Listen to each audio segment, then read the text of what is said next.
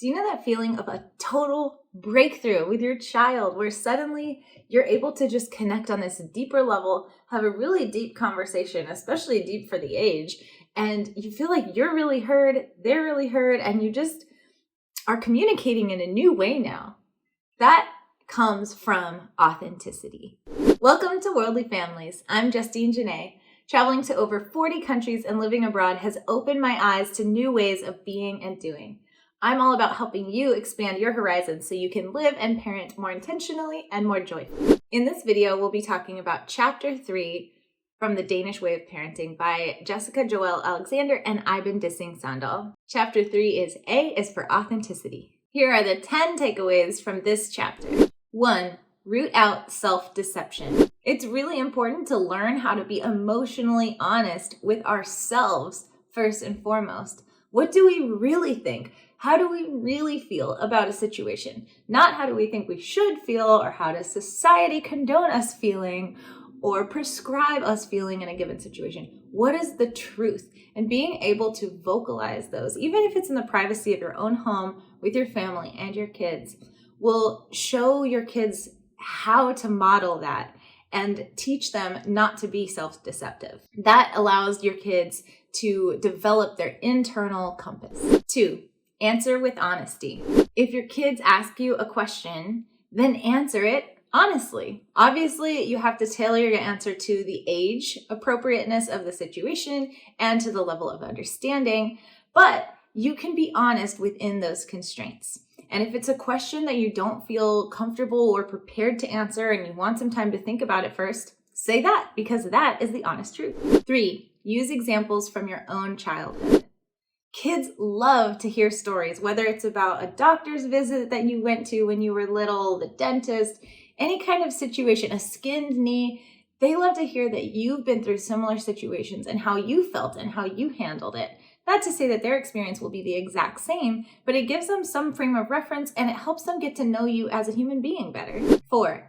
Teach honesty. Make it a family value that you value honesty over punishment. It takes courage to confess. It's up to us to teach and provide a safe environment so that our kids can feel comfortable being vulnerable and open and honest with us. This is going to be vital as a foundation for the teenage years. 5. Read stories that encompass all emotions. In Denmark, the fairy tale endings are not our traditional American happy endings. They often have tragic endings, like The Little Mermaid. The real original version of The Little Mermaid by Hans Christian Andersen ends with the Little Mermaid dying of heartbreak and turning into sea foam. She does not get the prince in the end. But guess what? That opens up space for a conversation about grief, about loss, about heartache, about the hard things in life. And it's important for your kids to be able to explore all of those emotions in a safe space. Not only does this encourage feelings of meaningfulness and empathy and resilience, but it also helps our kids feel grateful for their own lives. 6. Use process praise. Really try to focus your praise on the effort so that your kids understand it is the resilience, the tenacity, the effort put in that matters far and above the outcome. That's what's going to really help your kids build self-esteem. 7. Don't use praise as a default response. It can be easy to default to that good job for everything, even really simple tasks that didn't take much effort or energy at all. Instead, try to say things like, oh, that was too easy for you. Let's try to find something more challenging you can learn from. That way, they learn to embrace challenges rather than trying to seek out tasks that they can perform quickly, easily, and perfectly. 8. Focus on effort.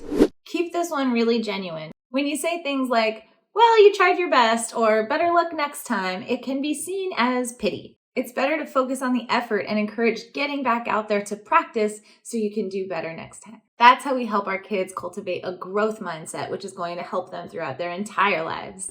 9. Teach children not to compare themselves with others. By definition, not everyone can be the best at everything, but you can have an internal compass about whether you did your best or not. Focusing on this internal monitor of how well one is doing will help foster well-being as opposed to competing with others.